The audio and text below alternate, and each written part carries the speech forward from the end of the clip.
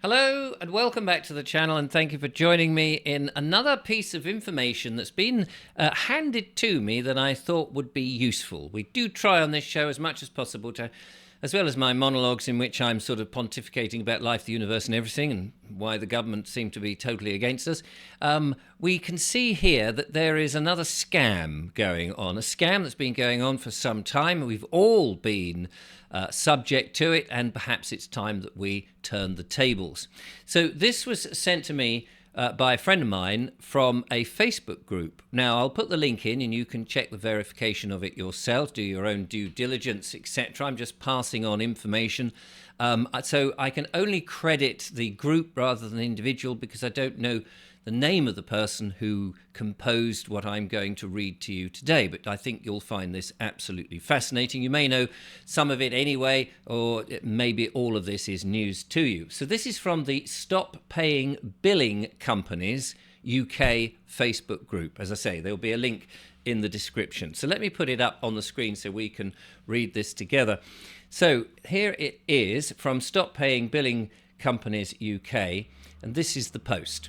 I remember when Maggie T privatised utilities and wondering how British Gas, with no infrastructure in the electricity generation and supply industry, could suddenly, overnight, supply people with electricity, or how previously electric boards became companies that could manage to supply gas in direct competition with the mighty British Gas. How could someone create a new company, make no investment in infrastructure, enter the market, and then supply gas and electricity? I mean, that is in and of itself is a question that perhaps people just don't ask. Maybe we need to do more critical thinking at these events in history. Anyway, then when the charging suppliers, how seamlessly the physical changeover happened. Sorry, let me read that again. Then, when changing suppliers, and we've all been encouraged to change our suppliers, have we not? How seamlessly the physical changeover happened. No switching drops as my electricity came from a different company. No drop or falter in the gas pressure at the changeover time. What technical marvel had the devil woman and her cronies conjured up to enable this miracle?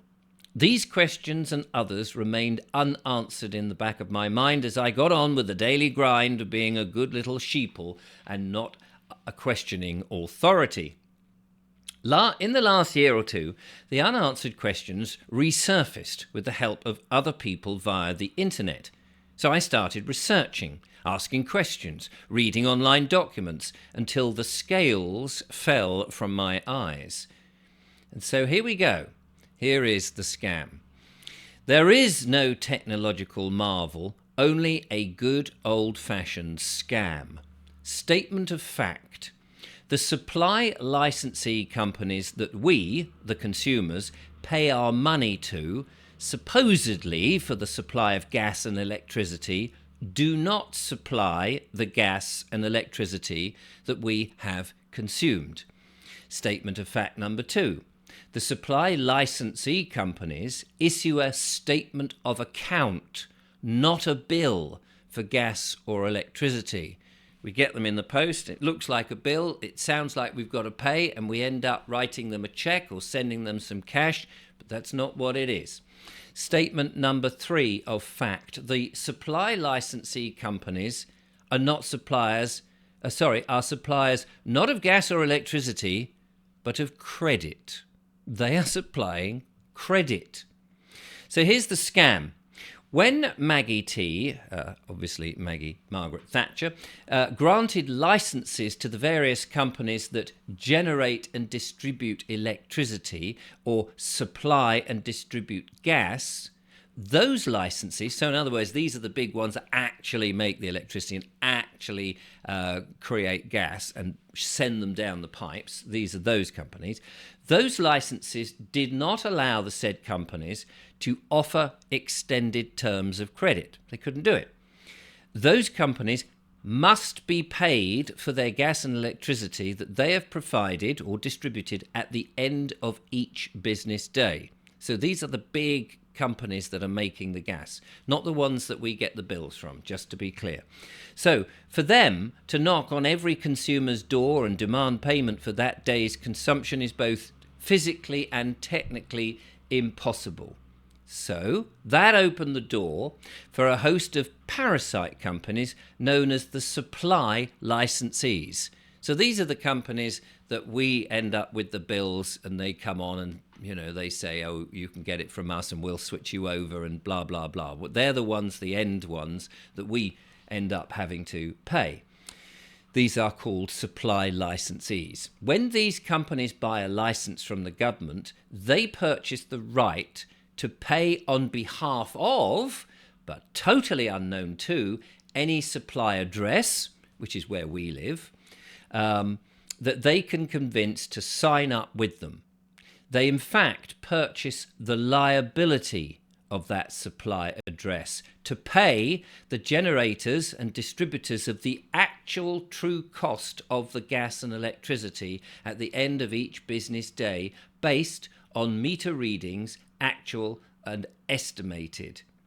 So the people that we get the bills from, they have to pay. Whatever happens, they have to pay the people who are actually manufacturing the electricity and the gas and shoving it down the pipes or the wires. Okay, so that's what goes on there. As they have provided unsecured credit for that supply address, in other words, these billing companies have supplied us at the supply address where we live credit. They then add their own charges to this credit to the actual true cost of the consumed electricity and issue a statement of account. As everyone should know, unsecured credit is a very costly item. So not only have they got the cost that it is, the cost of the electricity or gas coming to them, the supply companies, to them, they then charge us whatever that cost is, and they put their own profit or basically a credit on top, which we end up paying. So we're paying a lot more than it actually costs. I'm sure you're following me and I'm overstating it, but there we are. This means the consumer of the gas and electricity at the supply address, us in other words, is paying the actual true cost of the consumed energy plus a credit agreement that they didn't know they had and had never agreed to. That's the important part. This situation is both unlawful and illegal on so many levels, and let's go into that. So, by falsely posing as the supplier of the consumed energy to the supply address, the supply licensee, the people who are billing us, are in breach of the Fraud Act 2006, Section 2, fraud by false representation, because they're pretending to be the actual manufacturers of the gas or electricity. And B, by not disclosing that the consumer, us, is agreeing to a credit agreement, the supply licensees, the billing companies, are in breach of the Fraud Act 2006, Section 3, fraud by failing to disclose information. At C, by disclosing that the consumer is agreeing to a credit agreement and will pay their credit charges as well as the true actual cost of the consumed energy, the supply licensees are in breach of the Fraud Act 2006, Section 4, fraud by abuse of position.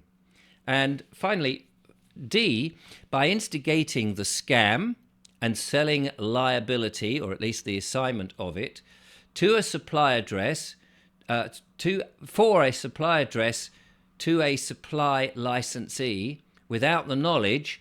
So, from what I understand, that is the people who manufacture the actual gas and electricity are not necessarily. I guess they do know what's going on, but anyway, selling the liability for a supply address. So the liability rests basically on the people who bill us.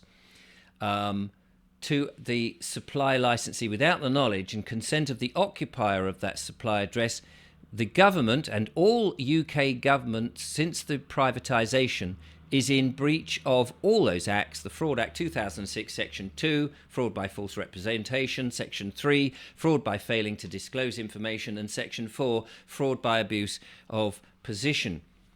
There are many more abuses of legislation: the unfair terms of in consumer contracts regulations of 1999, the Consumer Credit Act 2006, the Consumer Credit Act of 1974, and the list goes on, as well as basic common law of you and your actions shall cause no harm and no loss to another. The supply licensee can then turn these fraudulent obtained credit agreements into negotiable securities and receive payments for them on the money markets. Now, you may have heard about that. So in other words, they're basically making more money out of it by billing you and making a huge amount of money than actually is the true cost of the electricity being manufactured by the big manufacturing companies. This is a massive scam. And it says here, of course, the recent PPI scam, you may remember that, involving mis-selling by the banks, pales into insignificance by comparison. And it does, because how long have we been doing this? Paying our bills. In fact, paying well over the odds and paying for something that we've not actually agreed to. Every household in the UK has been and is affected by this scam. What can you do about it, you may ask? Right, here we go. Well, I'm reminded of a campaign fronted by Nancy Reagan when she was America's first lady against drug use. And the campaign slogan was "Just Say No." Because the supplier licensees did not disclose that they were offering credit, there can be no credit agreement between themselves and the consumer.